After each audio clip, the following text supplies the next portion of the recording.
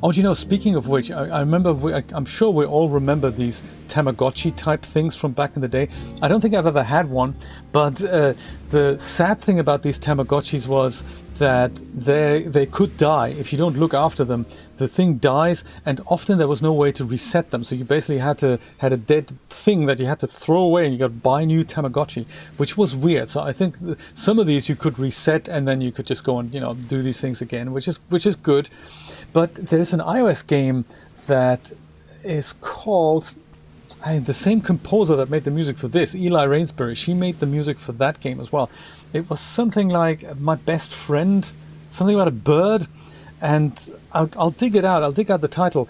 It is a game, an iOS game or an Android game, in which you make friends with a bird in the jungle. You play little games with him, and it's all cute, but eventually the bird dies.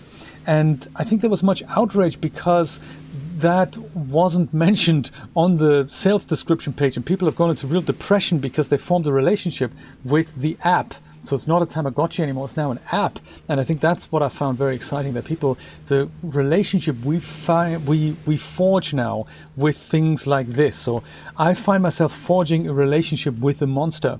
And maybe that's dangerous, I don't know. Maybe it's also a sign of our times, but I find that curious how we do this, because this is like, I think, the first steps into humans forming a relationship with programs, that the programs kind of tap into what we can forge relationships with. So yes. Did you ever have a Tamagotchi, Nate? And did yours die? It's a trap. I find it's dangerous because it could be the first way into humans not being able to distinguish what's a real relationship and what's a relationship that was meant to be forged by way of a developer, into an AI type thing. So that is what I find.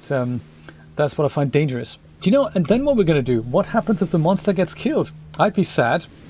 I'd get over it, but that on a much higher level, I can see people getting really obsessed when something, changes. The first step to this is when your favorite TV show changes the theme tune.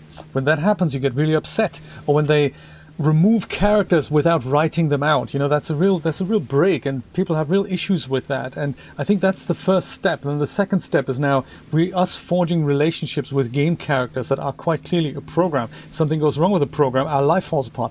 Shouldn't happen that way. But hey, one of those things.